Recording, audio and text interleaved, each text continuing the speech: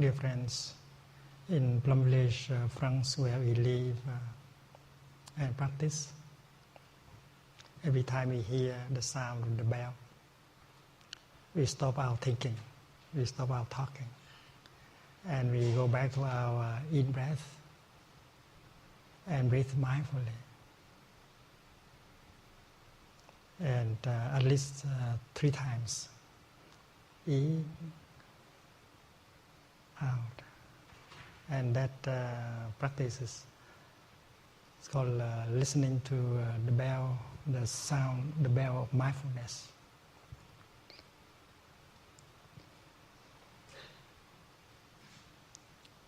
When you hear the bell,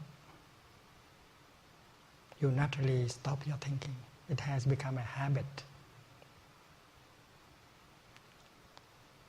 You naturally stop your thinking and you focus your attention on your in-breath and you enjoy breathing in. And when you breathe in mindfully like that, you bring your mind home to your body and you become fully alive in the here and the now. It takes only 3 seconds in order to bring the mind home to the body and establish ourselves in the here and the now. And when you are well established in the here and the now, you can get in touch with life. First of all, your body, your feelings, your perceptions, your mental formations, your consciousness. And you get in touch with the wonders of life around you.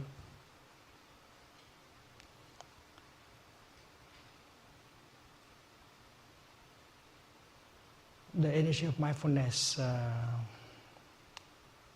has the power to heal, to transform.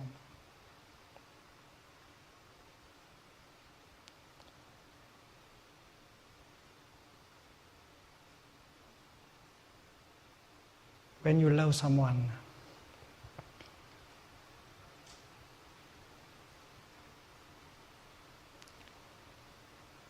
you have the tendency to offer him or her something. You want to make him or her happy.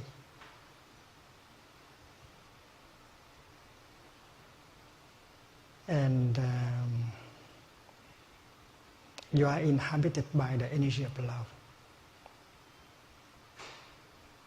And that is why you have the desire to make him or her happy. As I have said, love has the power to heal, to nourish, to bring happiness, and to transform suffering. And the practice of mindfulness can produce love.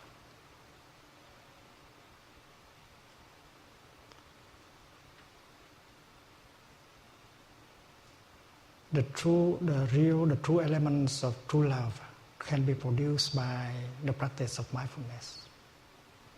And when you have that love in you, you are alive, you are peaceful, you are happy, and you can make the other person happy.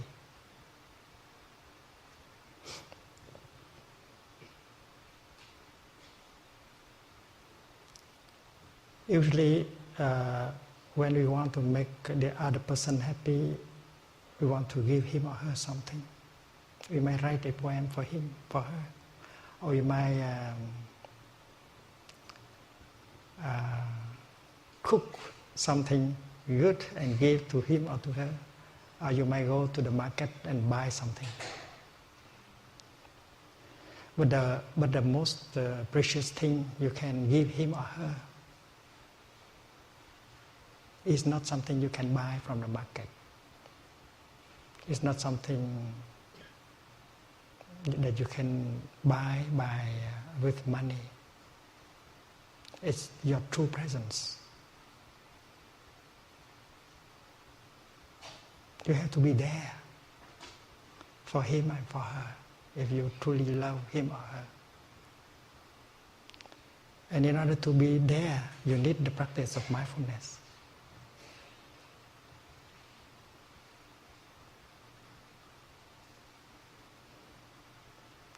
And what you want to offer your beloved one is your true presence.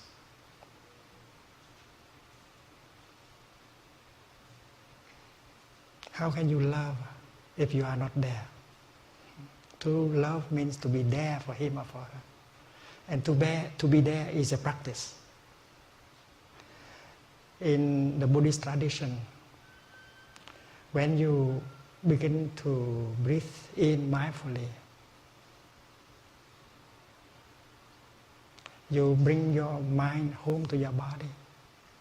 And when mind and body are together, you are truly there.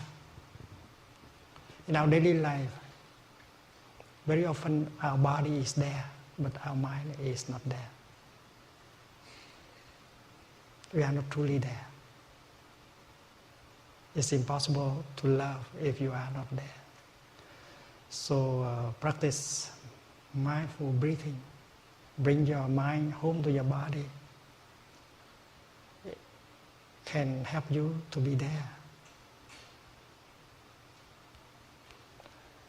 Our in-breath, our out-breath is something like a bridge linking mind and body. And the moment when we pay attention to our in-breath and breathe in mindfully, we bring our mind home to our body, and we are there in just 2 or 3 seconds. And you can go to your beloved one, looking in his eyes or her eyes, and you can say, "Darling, I'm here for you." Your presence is the most precious gift that you can make to your beloved one.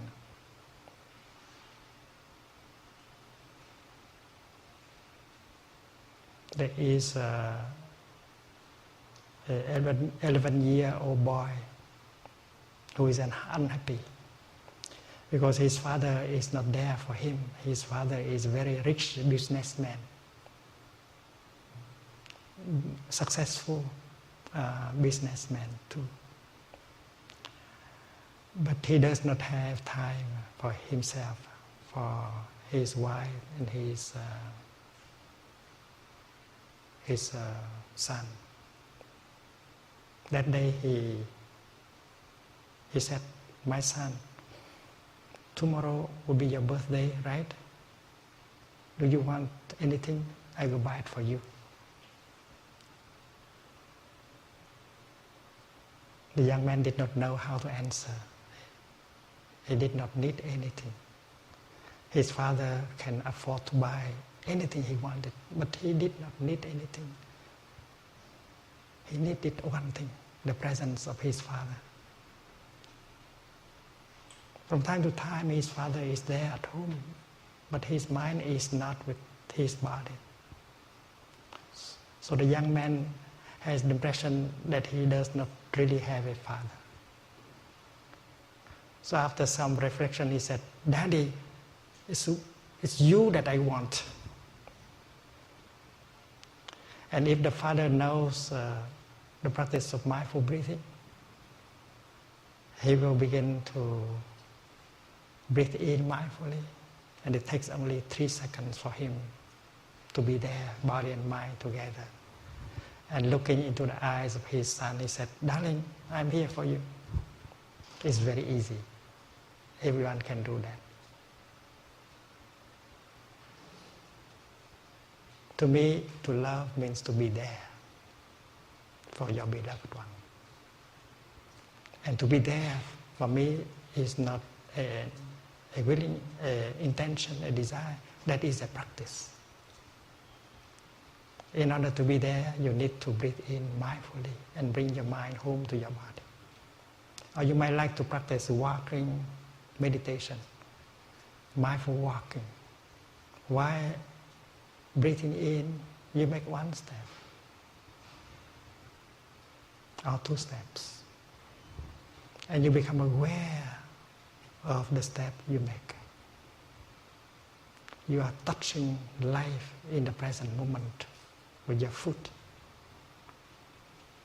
One step alone can bring you home to the here and the now and be fully present in the here and the now. There are many ways of practice that can help bring our mind home to our body so that we can be established in the here and the now.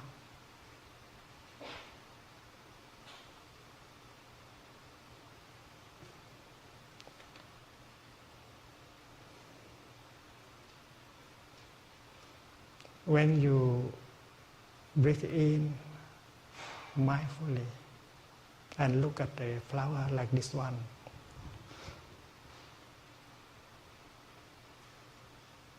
you have an opportunity to get in touch with this flower deeply.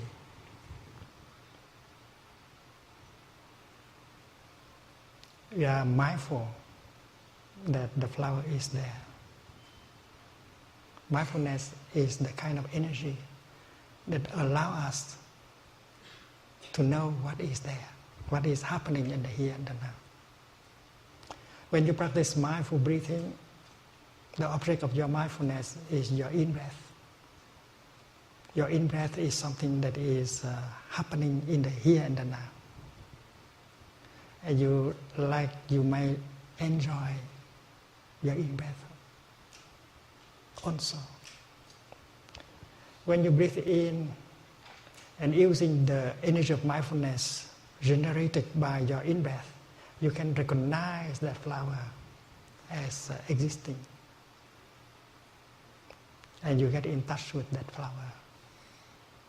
And if your mindfulness is strong enough, powerful enough, you are concentrated on the flower, and you get the insight that that flower is a wonder. A wonder.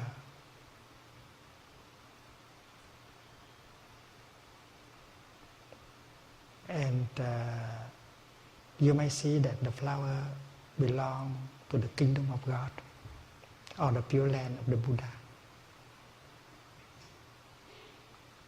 And when you get in touch with the flower, you get in touch with the kingdom of God, and you get in touch with God. Because God is always with His kingdom.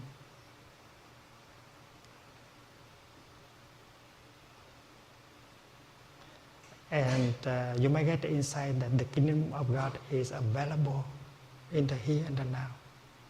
You don't have to go and look for it in the future or somewhere else. You don't need to die in order to go to the kingdom. In fact, you have to be very alive in order to do so. And to be alive, to be fully present in the here and the now, you need only to breathe in mindfully. And it takes 2 or 3 seconds. So the kingdom of God is available to you because you have the power, the capacity of being mindful. And the insight you get is the kingdom is available in the here and the now. And you would like to make yourself available to the kingdom. And to make yourself available to the kingdom, that can be done very quickly. Just breathe in mindfully, or making a step mindfully. And then when you practice breathing in, I'm aware of my body. This is the third exercise recommended by the Buddha in the Sutra on mindful breathing. Breathing in, I'm aware of my body. Mindfulness of the body. You know that your body is there. And while breathing in like that, you bring your mind home to your body. And there you are, alive, present. And you might discover that your body also belongs to the kingdom of God. Your body, like that flower, is a wonder. And you can touch the kingdom of God also in your body. You don't have to go far and in the future in order to get in touch with the kingdom of God.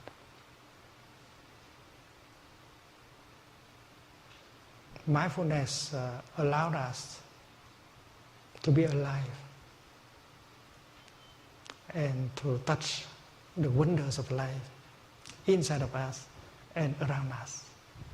And many of these wonders have the power to heal, to nourish. And you don't have to go to a temple in order to practice mindfulness. Walking from the parking lot to your office, you might enjoy the practice of mindful walking. You might like to enjoy every step. Touching the wonders of life. That is something all of us can do. Years ago, we offered a retreat for congressmen in Washington, D.C. They have a hectic life and they need the practice of mindfulness in order to release the tension, to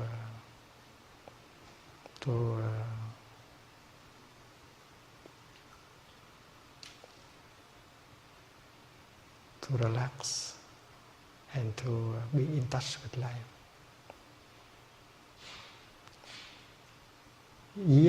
Many years after the retreat, they continue to practice mindful walking. And several of them wrote us and said that from the office where they work to the place where they cast the vote, they always practice mindful walking and stop all thinking, just walking. And they say that they survive that hectic life just by mindful walking.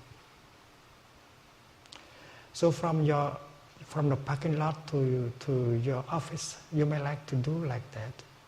You stop all your thinking and you enjoy every step. Walk in such a way that every step can bring you freedom, can bring you solidity, freedom, and healing. Many of us use the practice of mindful walking to heal ourselves. When you breathe in mindfully and focus your attention on your breath, when you make a step mindfully and focus your attention on your step, you release the past, you release the future, you release all your projects. Because your mind has only one object, that is your in-breath and your step. One in-breath or one step can set you free from the worries and the uncertainty about future, free from the regret and the sorrow concerning the past. The past may be a prison, the future may be a prison. If you are subjected to regret, sorrow, fear, uncertainty, but when you focus your attention on your in-breath, you release everything. So one breath, one in-breath set you free. One step making mindfulness set you free. And when you are free, your body has regained its power to heal itself. And your mind also. I have said in the beginning that when you love someone, you would like to offer him or her the best thing you have. The best thing, the most precious thing you have is your presence. But your presence may have a higher quality. You are fresh, You are free, you are solid, you are happy. And the practice of mindfulness help you to retain your freshness, to cultivate more peace, more solidity. There is a practice for children called pebble meditation. There are 4 pebbles, and the children practice like this. The first pebble represents a flower. Breathing in, I see myself as a flower. Breathing out, I feel fresh. The human being is a kind of flower.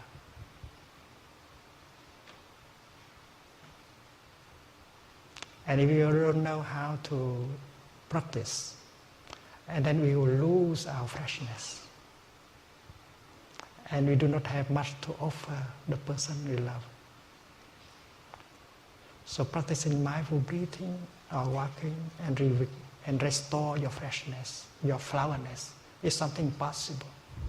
Releasing the worries, the fear, the anger, and restore your freshness is something that you can do while sitting or walking.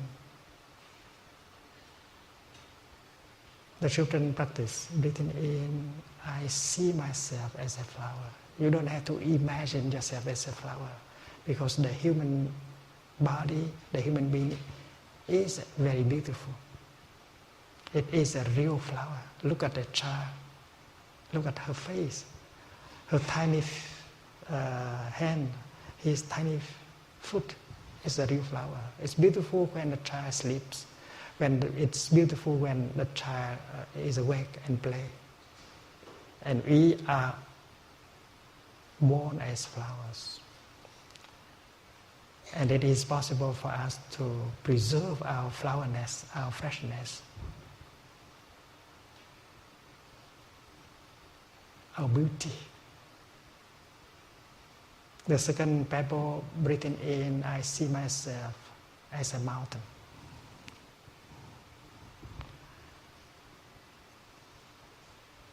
A mountain represents stability and solidity.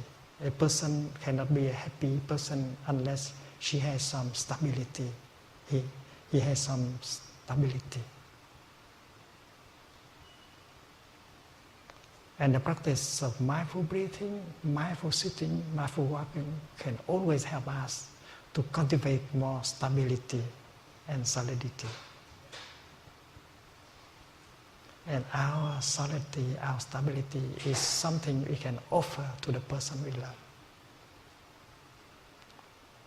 If we are too unstable, if we are not solid, we are not happy. And we cannot, and the other person suffer also because of that. So cultivating stability and solidity is something you can do. Breathing in, I see myself as still water. Breathing out, I reflect things as they truly are. When you are calm, you are not victims of wrong perceptions. You are not victims of anger and fear, because you are calm enough. You don't imagine things. So breathing in, breathing out, or practicing walking, you can cultivate peace, calmness, tranquility. A person who does not have enough peace in himself, herself, cannot be a happy person. So cultivating peace in oneself is something we can do with the practice of mindful breathing, mindful walking, mindful sitting. And when you have peace in you, you have something to offer him or her. Breathing in, I see myself as space. Breathing out, I feel free.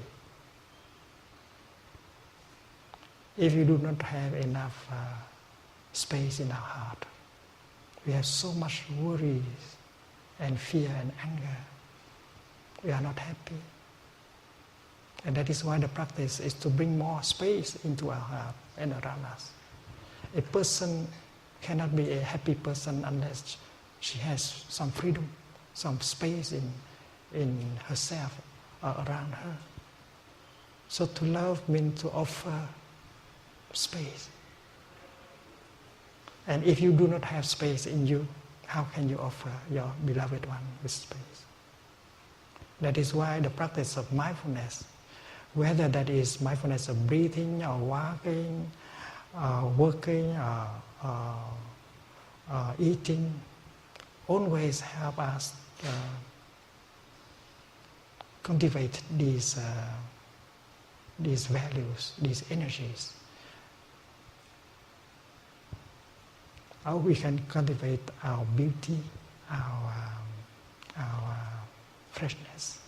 We can cultivate more our stability and solidity. We can cultivate more the energy of peace, calmness, and we can always cultivate more the element of freedom in us. So when you look at your beloved one and you say, darling, I'm here for you, that is a great gift, because your presence has the element of freshness, of stability, of peace and of freedom.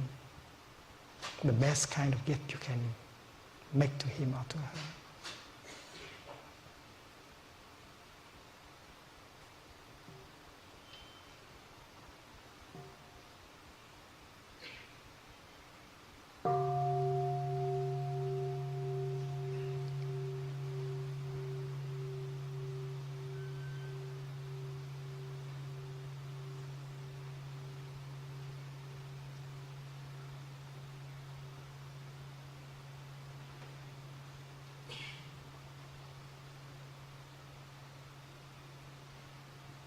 That presence generated by the practice of mindfulness, of breathing or walking, that presence is for you first, for us first, and then for the other person.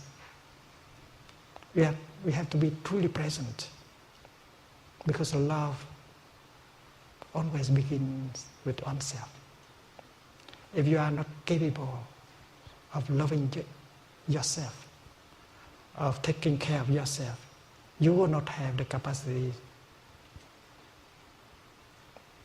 to love the other person and take good care of him or her. And that is why loving oneself is the foundation for loving the other person. And there are practices that everyone can do in order to care for oneself, in order for us to be able to care for the other person and for the world.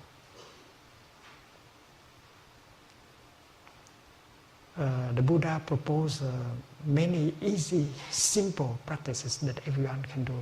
Like the first practice of mindful breathing, exercise of mindful breathing, breathing in, I know I am breathing in. Breathing out, I know I am breathing out. You recognize your in-breath, you recognize your out-breath. And since you have your in-breath as the object of your mind, you release everything else, you are free. A very simple exercise, and the effect is great. It sets you free, just 3-4 seconds of breathing in. And you don't need to practice many months and many years in order to see the effect. The first few minutes, when you begin the practice, you can see the outcome right away. Breathing in, if you pay attention only to your in-breath, and then you can release, and the past, and the future, and all your projects, and the process of healing begins right away. The second exercise on mindful breathing is breathing in, I follow my in-breath from the beginning to the end. I follow my in-breath all the way through. Your in-breath may last only 3 or 4 or 5 seconds. But while breathing in, you are fully concentrated on your in-breath. And you may enjoy breathing in, because breathing in is something enjoyable too. You don't have to suffer while breathing in. If you suffer while breathing in, you are not practicing correctly. Because life is a lot of suffering already in life. Why do you have to practice in order to suffer more? So whether it is the practice of mindful breathing or mindful walking, mindful sitting, we do it in such a way that it gives you pleasure and happiness. The practice is pleasant, should be pleasant. And when the energy of mindfulness and concentration are powerful enough, you always get an insight. That insight can help liberate you from your afflictions like fear, anger, or jealousy, despair, and so on. There are 3 kinds of energies that can be generated by the practice of mindfulness.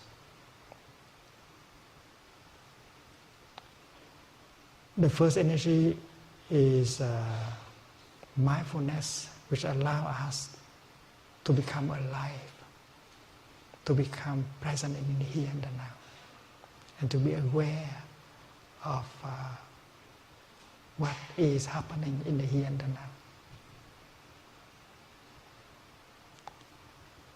And the second energy is the energy of concentration. When you are very aware, when you are very mindful of something, you are naturally concentrated on that. If you are aware, if you are mindful of your in-breath, you'll be concentrating on your in-breath. So that is the meaning of the second exercise. Breathing in, I follow my in-breath all the way through. So mindfulness and become powerful because of the concentration that is born from the practice of mindfulness. And when mindfulness and concentration are together, are powerful enough, you always get the third energy, the energy of insight.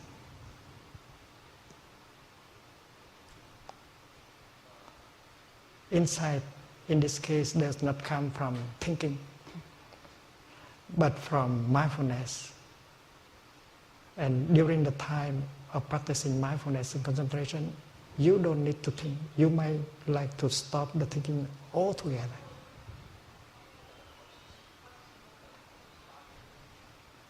Insight as the outcome of non-thinking.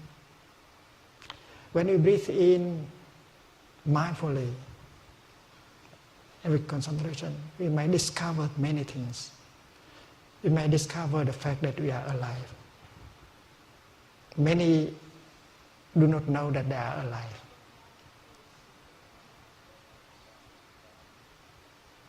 They are there, but they are not alive because that they do not have mindfulness. So there is a very simple exercise. Breathing in mindfully, I feel alive. And this is the truth. If someone is not alive, she cannot breathe in anymore. So breathing in mindfully, you get the insight that you are alive. And to be alive is the most wonderful thing. It is a miracle. It is the greatest of all miracles to be alive. And just 2 or 3 seconds breathing in can bring you that insight that you are alive, and you touch the miracle of being alive. And when you breathe out, you can celebrate the fact that you are alive. So happiness is possible joy is possible just by one in-breath and one out-breath. And it's nourishing and healing.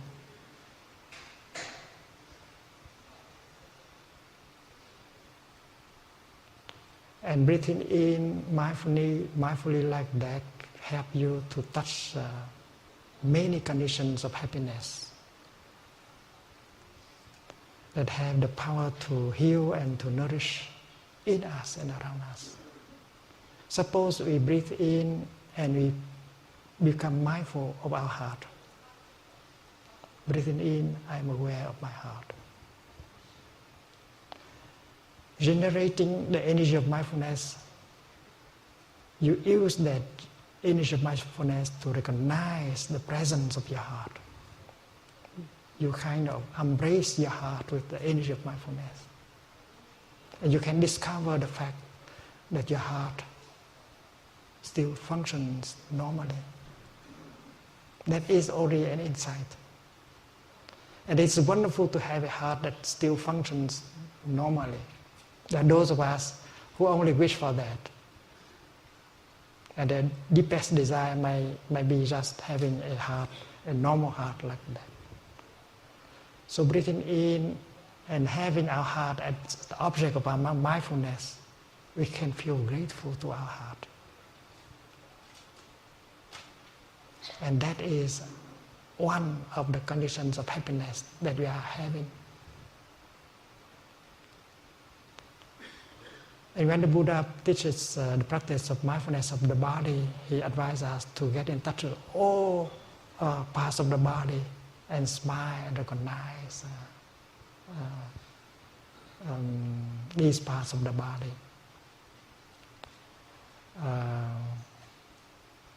There is an exercise of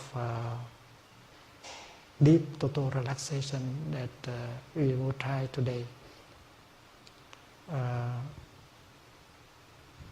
We put ourselves in the lying position and we begin to breathe in and out mindfully and recognize part of our body.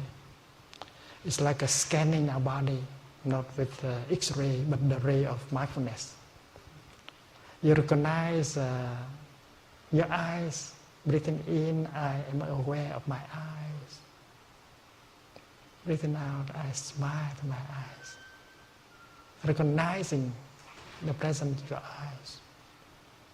And you might get the insight that, well, my eyes are still in good conditions. A paradise of forms and colors is available to me just because I still have eyes in good condition. You need only to open your eyes in order to touch the paradise of form and color. That is another condition of happiness. And we go through the body and recognize every part of the body. And when we come to a place that is a little bit ailing, we may like to stop longer and embrace with compassion and tenderness that part of the body that is ailing. That practice of being aware of the body can help heal the body.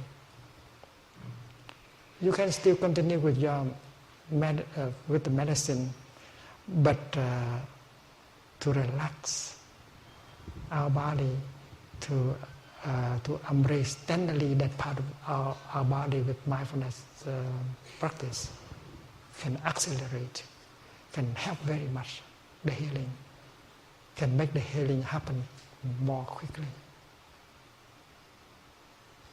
The third exercise, breathing in, I'm aware of my body, is part of that exercise. And the fourth exercise is breathing in, I release all the tension in my body. The body has the power to heal itself, only if we allow it to do that. When an animal in the forest get wounded, deeply wounded, she knows what to do. The animal finds a quiet place and lie down. She knows deeply that resting is the only way to heal. The animal does not think of looking for food or running after an animal. She knows that the best thing is to just lay down. Because the body has a natural tendency, natural power to heal itself. We human beings, we used to have that kind of wisdom. But we have lost our capacity to rest. We have worked our body too hard. We have accumulated a lot of tension in our body and make it more difficult for our body to heal. We only count on medicines and other kind of means. So the fourth exercise of mindful breathing is very helpful. It helps us to be aware of our body.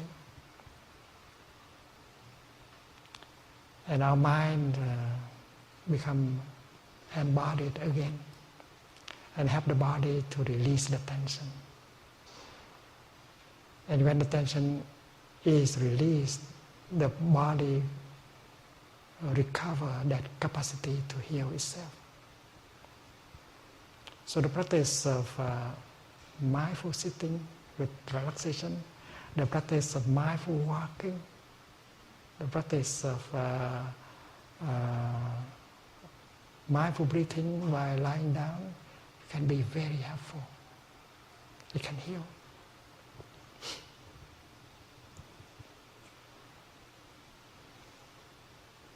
And you do not have to set aside time in order to do that. Just as I said, walking from the parking lot to the office, you have a time to practice, releasing the tension and enjoying every step and every breath and touching the kingdom of God around you and inside of you. The only thing that is that there should be someone to remind you to do it. You might understand it perfectly, but you don't do it. We live as a community. Our root practice center is in France, but in North America we have Deer Park Monastery in Southern California, Escondido. And we have the Blue Cliff Practice Center in the state of New York. And we live as a fourfold Sangha, monks, nuns, and lay practitioners.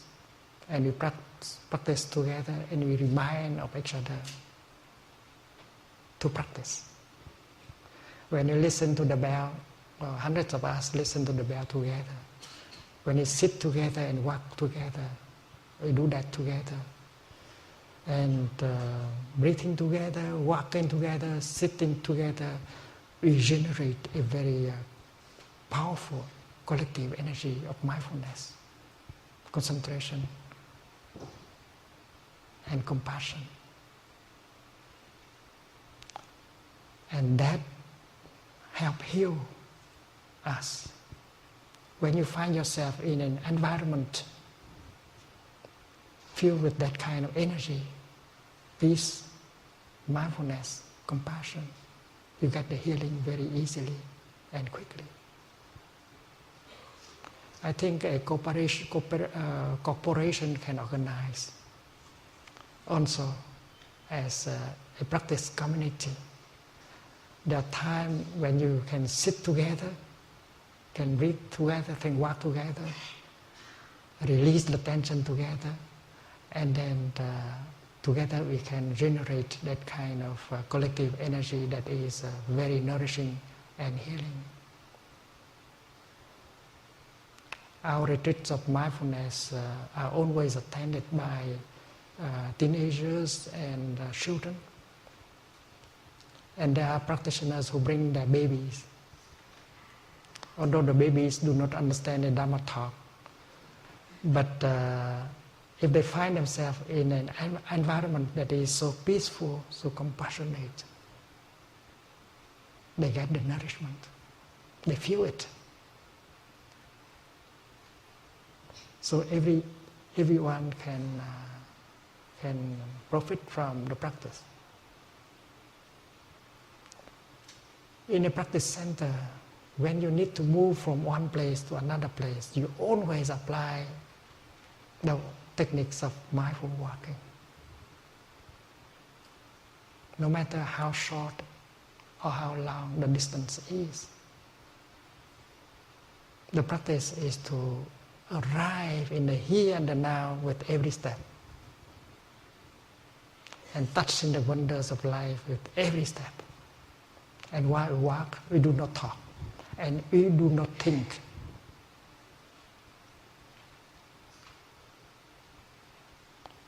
When we stop our thinking, our talking, we touch life more deeply, so that we can get the nourishment and the healing.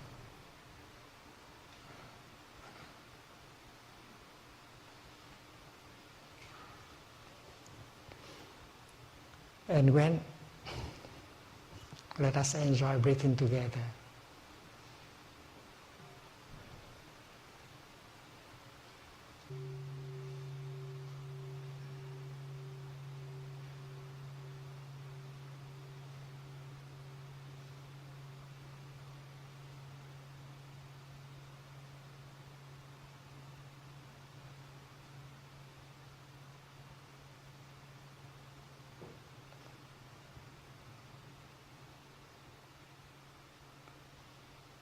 You eat your breakfast. You have a chance to practice mindfulness of eating. You don't have to think about your projects, your work. Every moment of breakfast is an opportunity for us to get in touch with the wonders of life.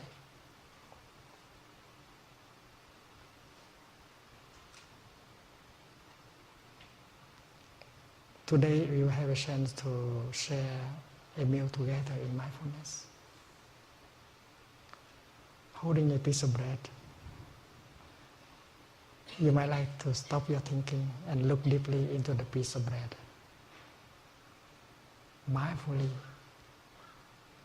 you breathe in, and you might get in touch with the fact that the piece of bread that you are holding contains the whole universe.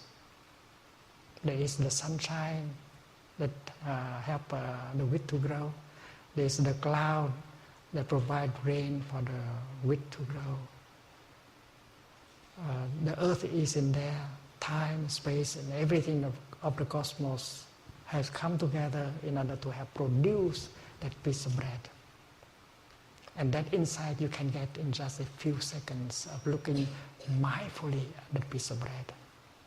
If you keep thinking about the past or the future or your projects, you miss the bread. You miss the kingdom of God that the bread is bringing to you.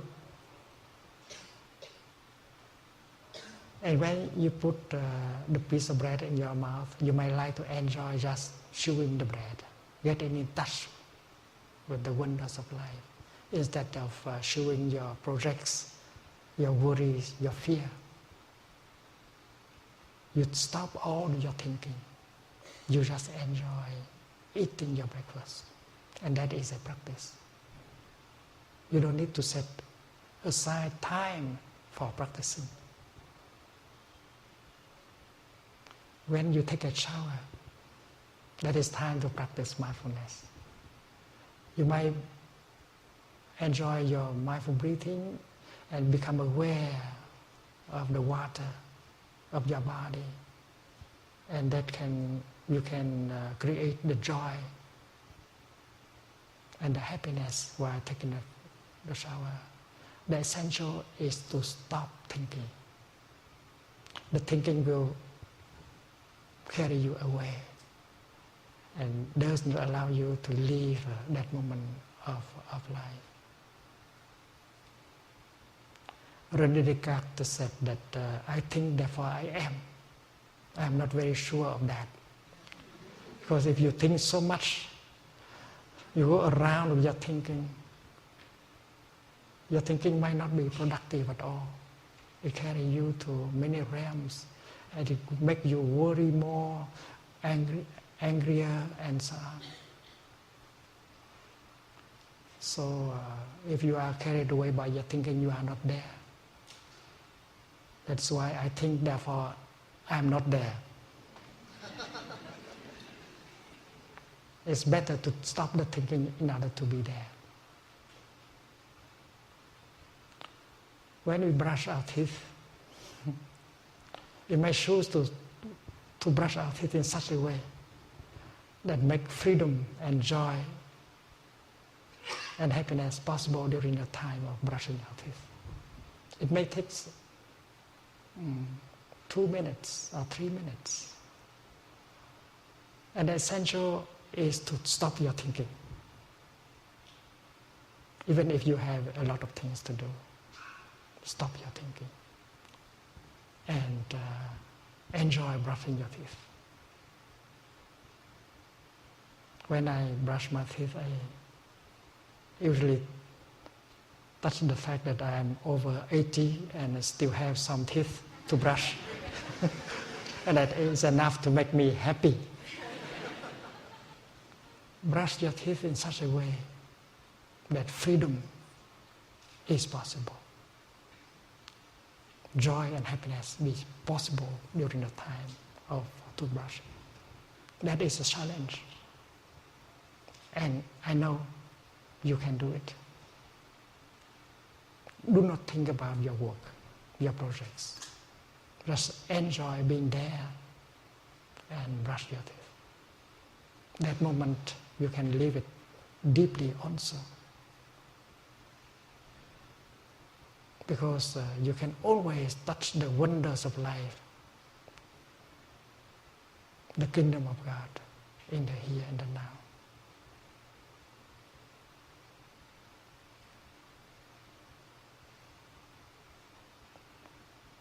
We used to distinguish between time for work and free time. Let us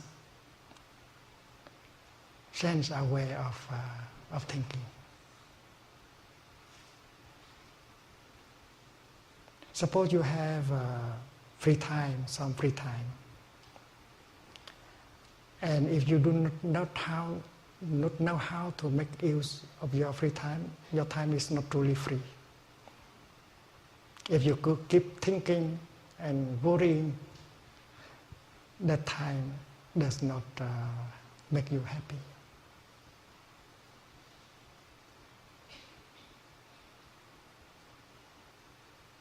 That time is not for working, of course, but you continue to think about it. You continue to worry about it.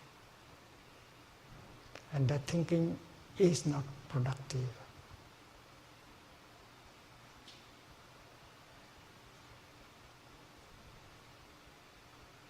It's very important to learn how to release and to be fully in the moment.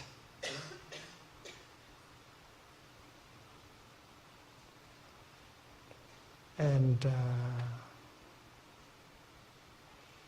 watering the vegetable garden,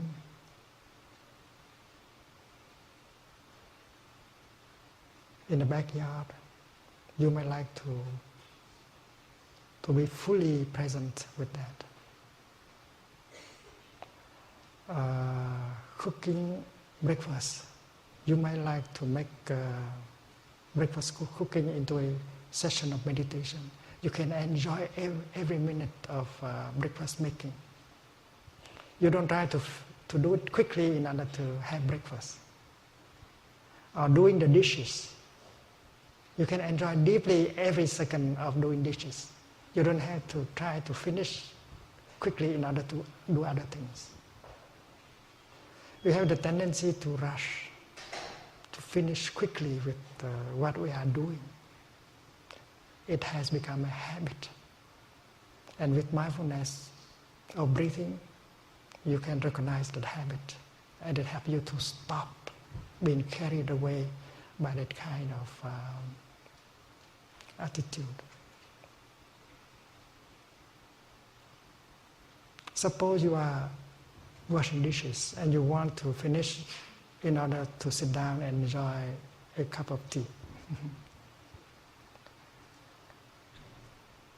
With the practice of mindfulness, you can make the time of dishwashing a beautiful time also, a joyful time, when you are fully alive. And if you are not capable of doing so, when you finish washing dishes and sit down and hold the cup of tea, you will think of other things. You will not be able to enjoy the tea. You are always carried away. You are not capable of living your life in the present moment. And mindfulness helps us to live deeply every moment of our daily life. And we need some training in order to do so. And if you have a chance to live with a community of practice, and then we get that habit of living deeply each moment of our daily life.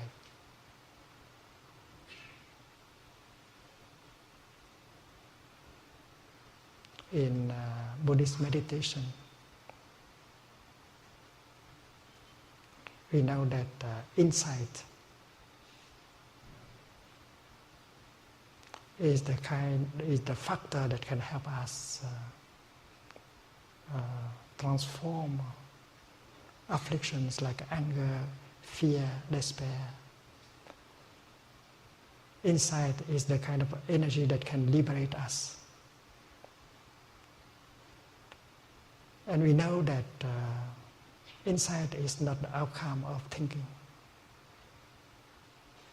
We have the thinking mind, but our consciousness is more than the thinking mind. In Buddhism, we speak of store consciousness. And that is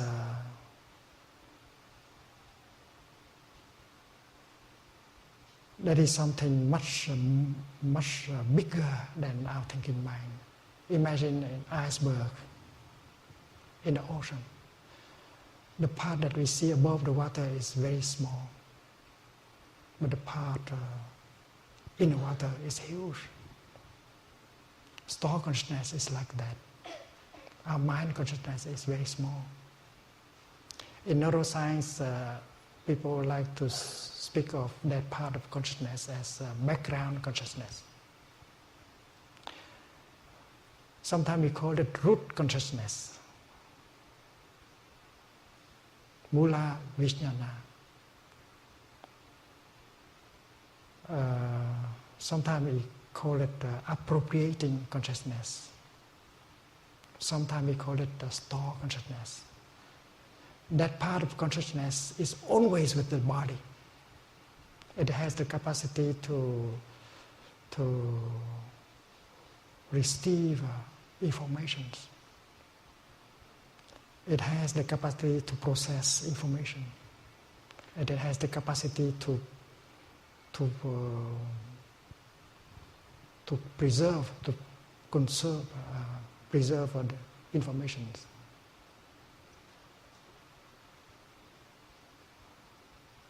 And mind consciousness is the upper level of consciousness. Mind consciousness sometimes can stop operating, like in the case you sleep without dream, your mind consciousness stops completely if you do not have dream in your sleep. There is a kind of meditation, concentration called no perception meditation. And when the practitioner go into that meditation, his mind consciousness stop operating also. And we talk about realm of life where there is no mind consciousness, there's only store consciousness. Suppose we look at a tree, we know that somehow there is consciousness in the tree, because the tree knows how to gather information, to process information, to get the nourishment, to react, to survive. Consciousness is in the tree. But the tree does not seem to have doing a lot of thinking. There's a Vietnamese poet who said that, well, next life I would like to be a pine tree so that I don't have to think. To think make me suffer too much.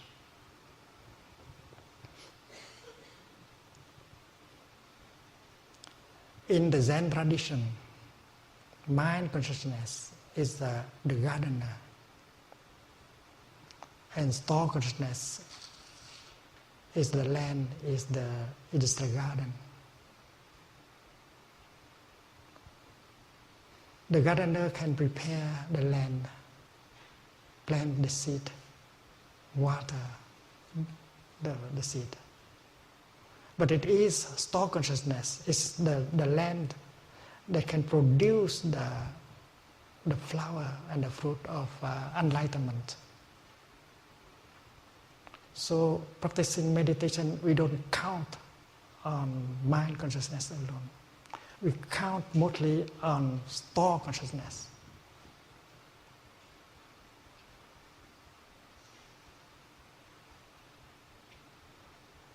Mind consciousness has to play the role of the gardener. It has to work the land and plant the seed well and cover up and water. That's all. The insight, the discovery, what we find out is not the work of mind consciousness. It is the work of store. And many scientific discoveries have been done in that. Not by the thinking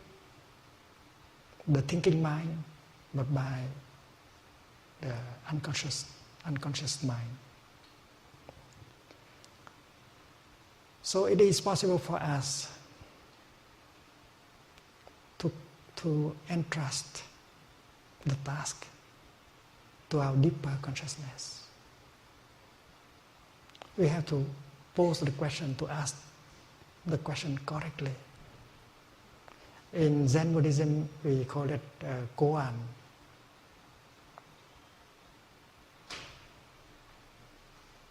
Suppose the teacher give you the koan, everything come home to the one, where the one will go, have to go.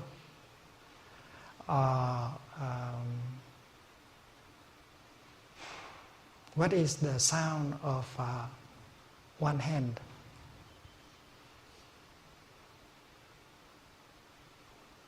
All these are devices. It's kind of question that we entrust to store consciousness. The important thing is to ask the right question very clearly and to entrust the question to store consciousness. And after having done that, the gardener may like to do other things.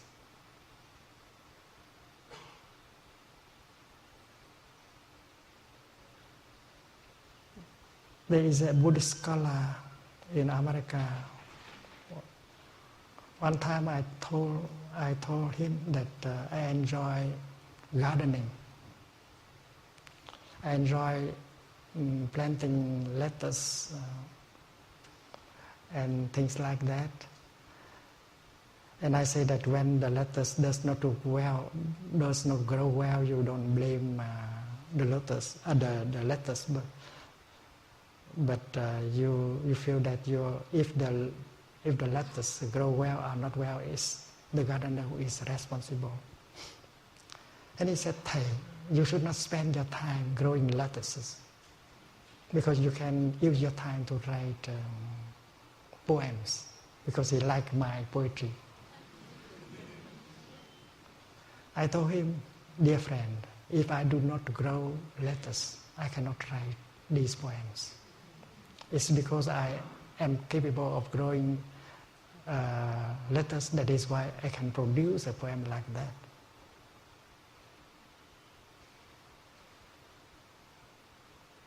So washing your dishes, enjoying washing dishes, stop the thinking and get the pleasure in washing the dishes, is a way to support store consciousness, to bring about the insight. Brushing your teeth mindfully and enjoy brushing your teeth. Do not think about your project. Do not try to find the solution with your thinking mind. And that is the practice. Non-thinking is the secret of the success. And that is why the time when we are not working, that time can be very productive if we know how to focus on the moment and enjoy every moment of our daily life. And if we know how to do that, we will not be victim of stress, anxiety, depression, and so on. That is one aspect of the problem. The other aspect of the problem is that the time called work time, we can handle it in such a way that we can enjoy, that it can bring us pleasure.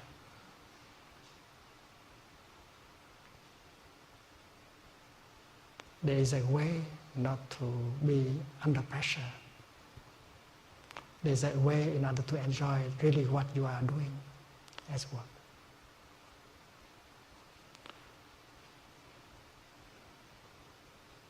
We in Plum Village, we do a lot of things. We want to succeed in what we do. We offer many retreats of mindfulness everywhere, in many countries, Europe, Asia, America, Australia. We organize days of mindfulness, sessions of practice.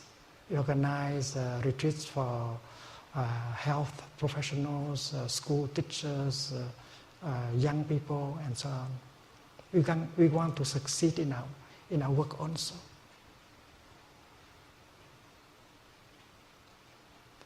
But we learn how to do the work in such a way that we will not be victim of pressure and stress.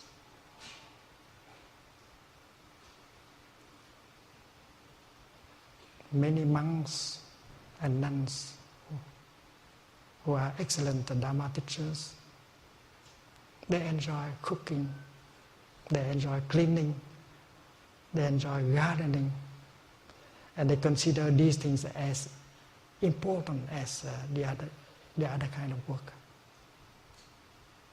We learn how to enjoy rearranging the cushions in the meditation hall.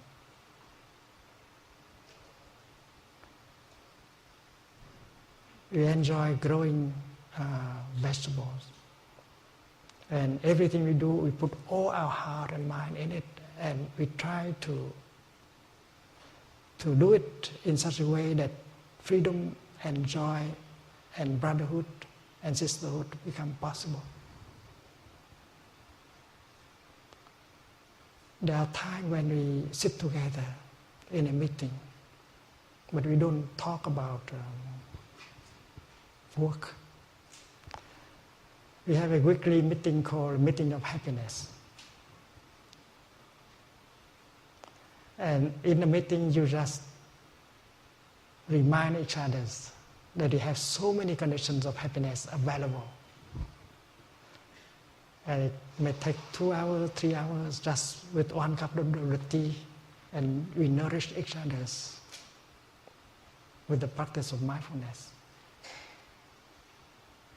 We remind each other that we are very lucky people, that we have so many conditions of happiness available right in the here and the now. We don't need to go and look for more conditions of happiness. And that is very nourishing. And I think that in a corporation, this is possible also.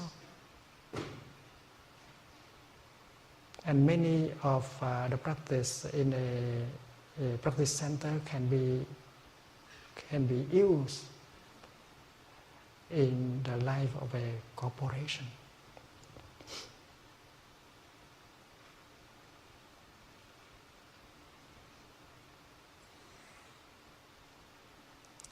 Every time we organize a retreat, 6 days or 7 days,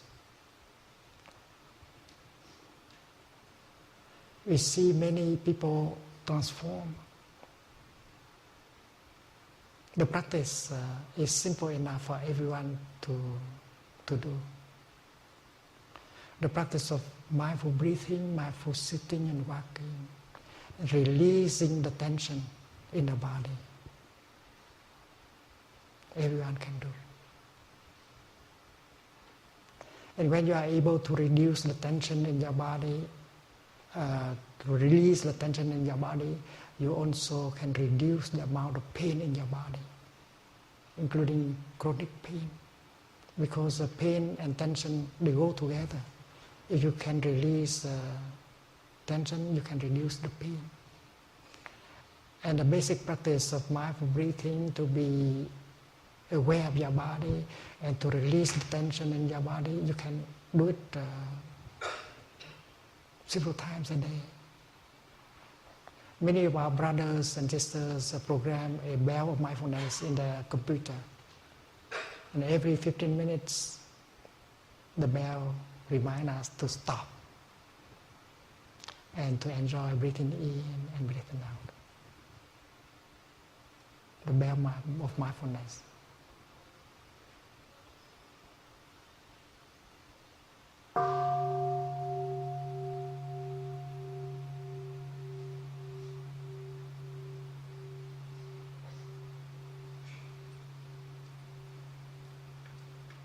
The practice helps us to touch the conditions of happiness in the here and the now, so that we can generate a feeling of joy at any moment we want. And that is not too difficult. If you go back to your body, if you bring your mind home to your body, and establish yourself in the here and now, you will realize that conditions for your happiness are more than enough. And happiness is possible right in the here and the now. So to generate a moment of joy is possible. To generate a moment of happiness is also possible for a practitioner, no matter where and when. And the practice of mindfulness also helps us to recognize a painful feeling, a painful emotion when they manifest.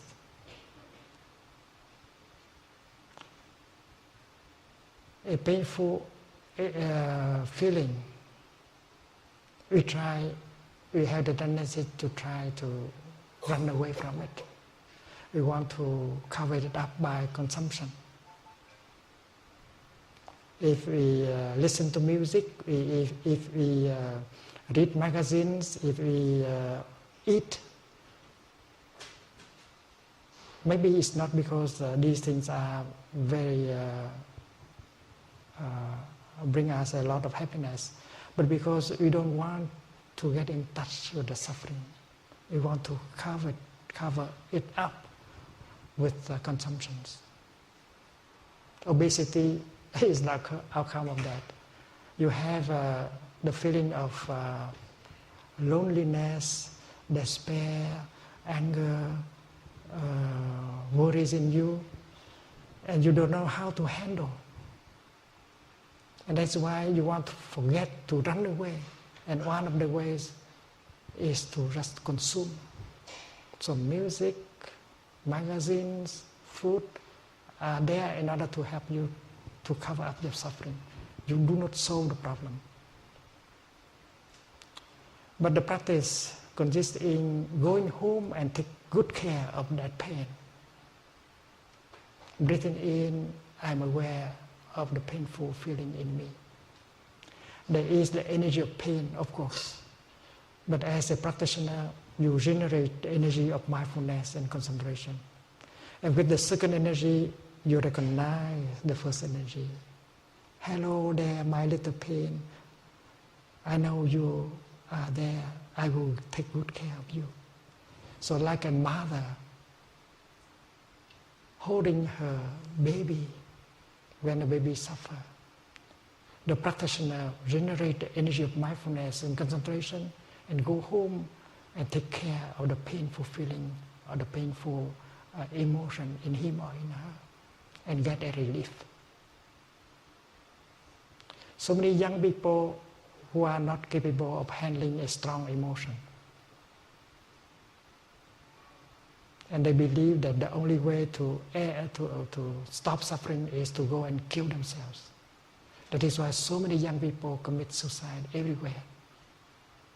But we know very well that an emotion, whether it is strong, however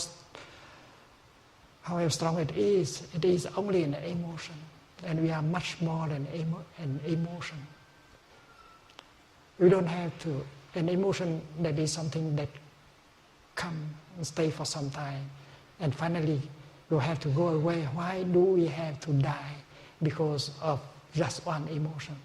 That is what you can remind yourself when an emotion manifests in you.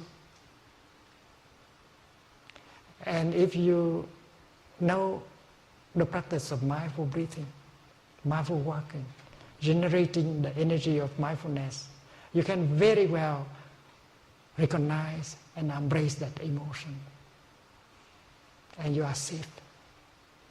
An emotion is like a storm coming, and there are ways in order to stand and not to allow the storm to blow you away. The practice of deep breathing in the position of sitting or lying down. Focus your attention on the rise and fall of your abdomen. And just that, stop all the thinking. Because the more you think, the emotion, the stronger the emotion can become. Stopping the thinking. Bring your mind down to the level of the navel. And breathe in deeply and become aware of the rise and fall of your abdomen. And stay in that position and continue. And your emotion could not be able to do anything to you. And after 5 minutes, 10 minutes, or even half an hour, the emotion will go and you will survive it. And next time you say that next time when it comes, you do just that. It's easy enough. We should train ourselves only a few times. And every day, if we know how to do it for a few minutes, and then after a few weeks, it will become a habit. And when the emotion manifests, you will remember to practice.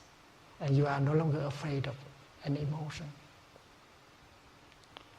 So when the baby suffers, the mother should be there in order to pick up the baby and hold the baby tenderly. The mother does not know what is the cause of the suffering of the baby, but the fact that she is holding the baby tenderly can already make the baby suffer less. Because the energy of tenderness begins to penetrate into the baby that brings a relief. And after having held the child for for a few minutes, the mother might find out what is wrong with the baby, and she can change the situation easily. The same is true with the practitioner. In the beginning, she does not know what is the root of that pain, that emotion. But the fact that she is able to hold it tenderly without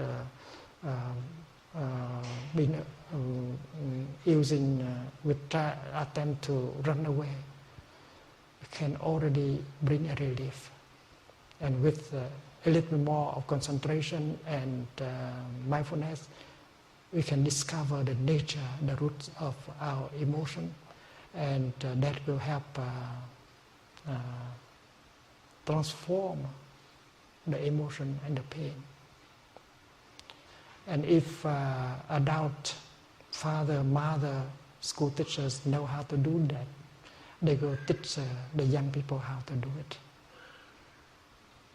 It's easy enough to learn.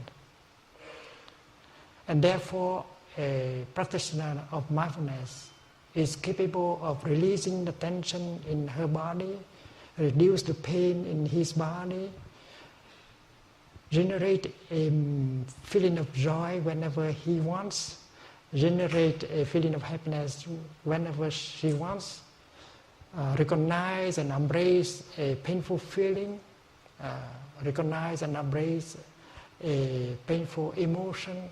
All these things can be learned. And we hope that in the future this kind of practice can be taught in school at every level. We are trying to do that. We have met with school teachers in many countries, and they all agree that this is something they must learn and bring into the classroom and help the young people.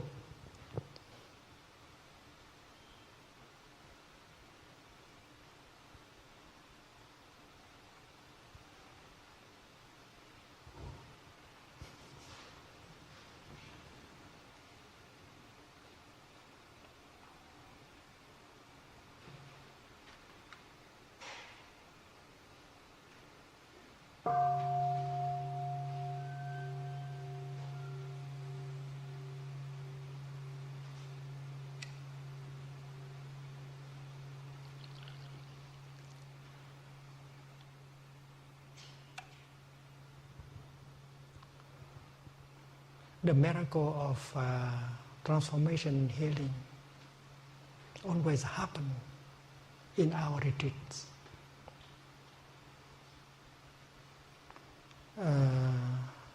During this North American tour, we have offered a retreat in Vancouver for 800 people. After that, another retreat for more than 900 in Colorado. And we just finished one in Southern California, Escondido, for 700 people. And the miracle of transformation and healing always happened. And using the practice of compassionate listening and gentle speech, many people are capable of restoring communication and reconcile. And there are those of us who can use our mobile phone to practice listening with compassion and using loving speech in order to reconcile with those who are at home, who are not in the retreat. And we have been offering so many retreats like that in the world, and seeing that the effect, the result, the fruit of the practice, we are encouraged in this practice. That is why, as monks and nuns and lay practitioners, we want to continue. Because that brings us a lot of happiness. And we want to share the practice and to help many people to suffer less. And that is why we are we want also success. But our success our willingness to succeed does not remove us from the present moment. Our practice is to be grounded always in the present moment. We know that the future is made only of one element, that is the present moment. And if we take care of the present moment the best way we can, it means that we have done everything we can do for the future. And that is our practice, to be there in the here and the now and do our best with that, and do not let the worries, the projects carry us away.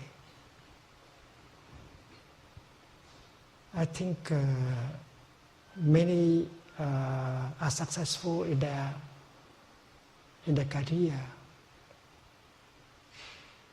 but many have become victims of their own success. They are not happy. Happiness is not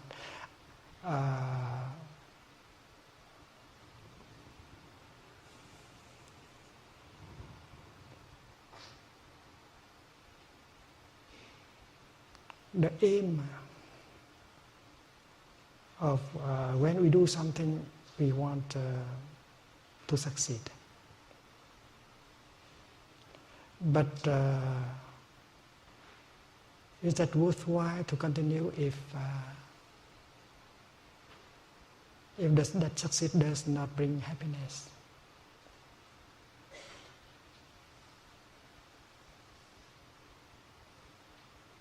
And many have become victims of their own success. And although they succeed in their enterprise, but happiness is not there. They have no time to love, to live their life.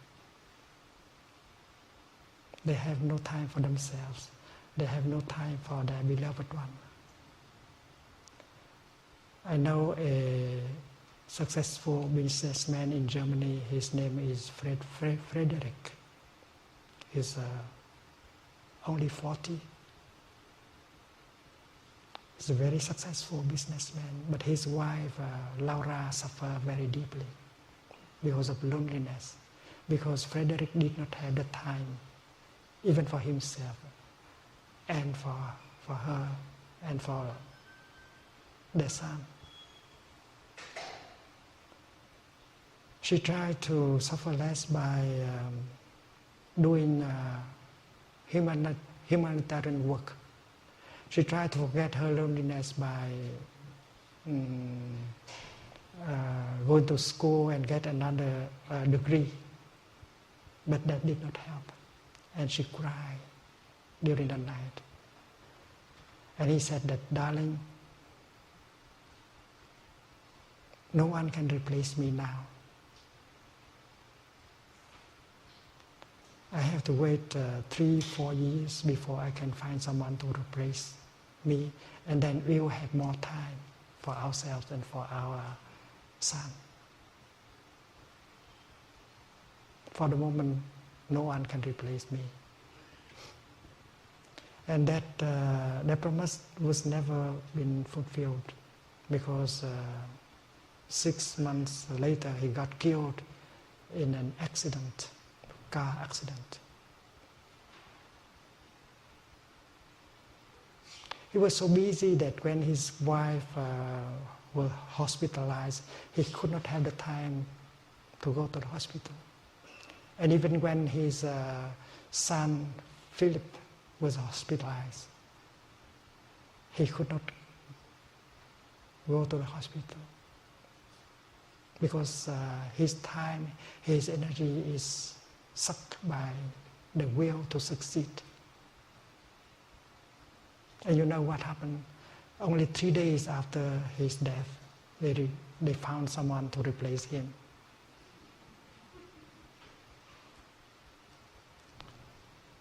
And Frederick is still alive. There are many Frederick are among us, and many Laura are among us. We have to wake up from that. We have to learn how to change our way of life in order to be truly alive. And the practice of mindfulness help us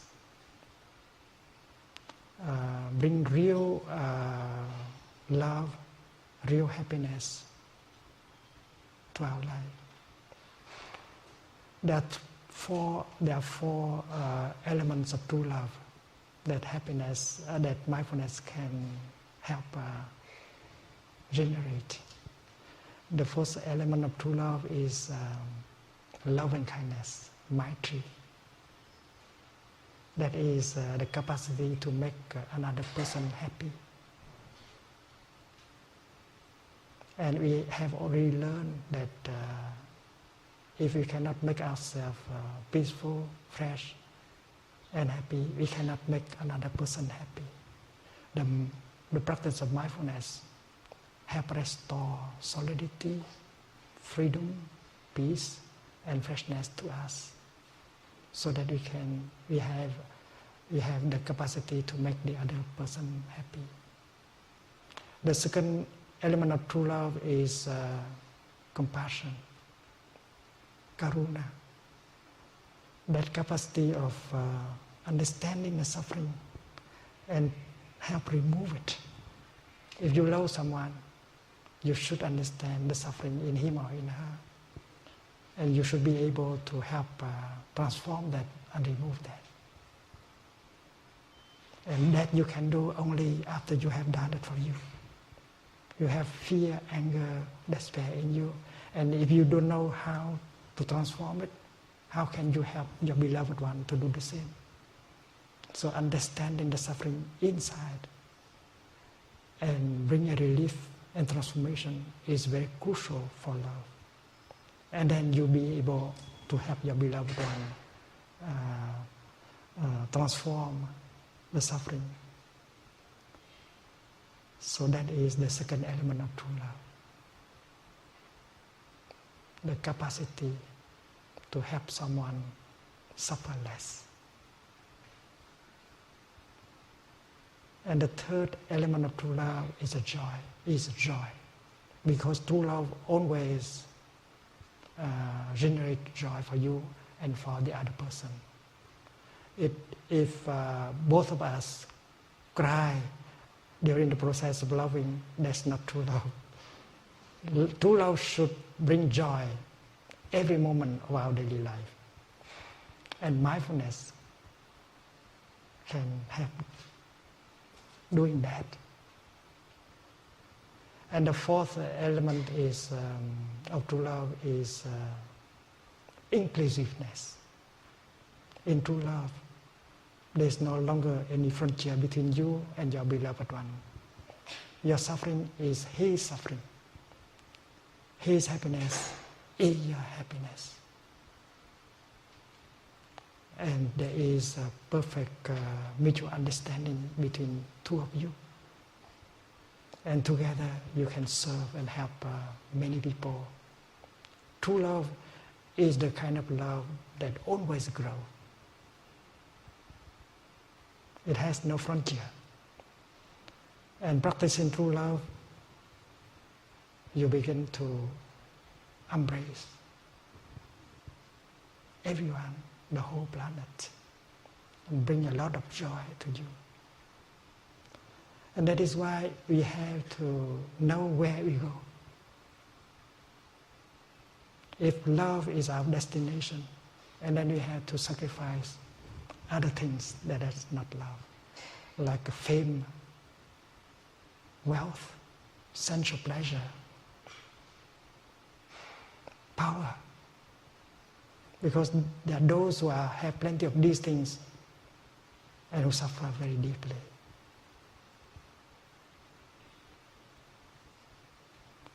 And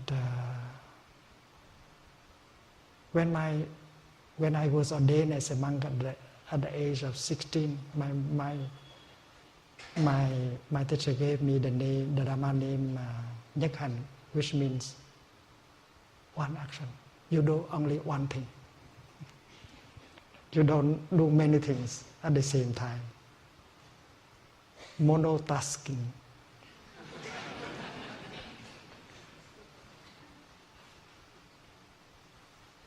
And I try to live according to this teaching. I want to transform myself. I want to help people happy. Because I know that if people are happy, I can be happy also. And that is why Buddhist concentration, Buddhist meditation is made of two elements. The first element is concentration. You focus your attention just on one thing. Otherwise, your concentration is not powerful enough to get a breakthrough and to get insight.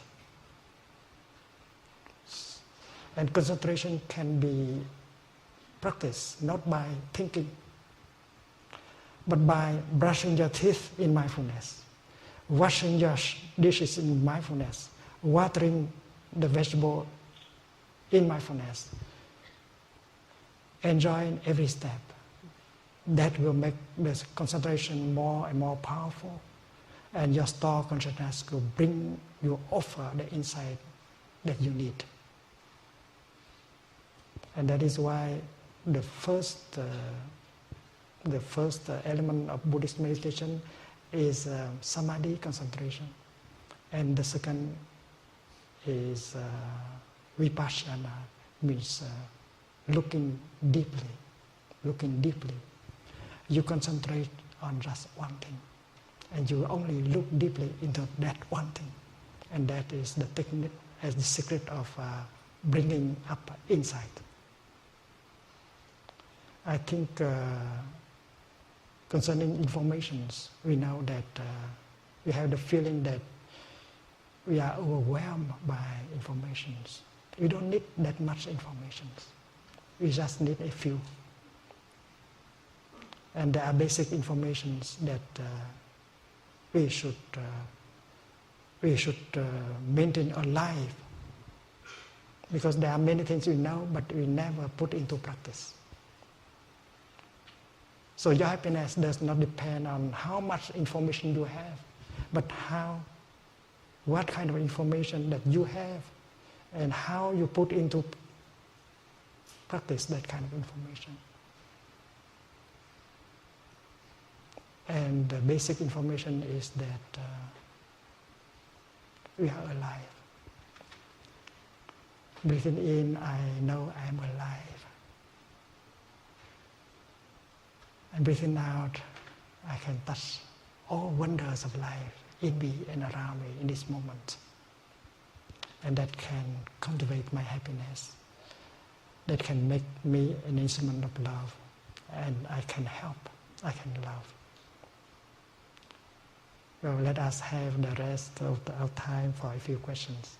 Thank you.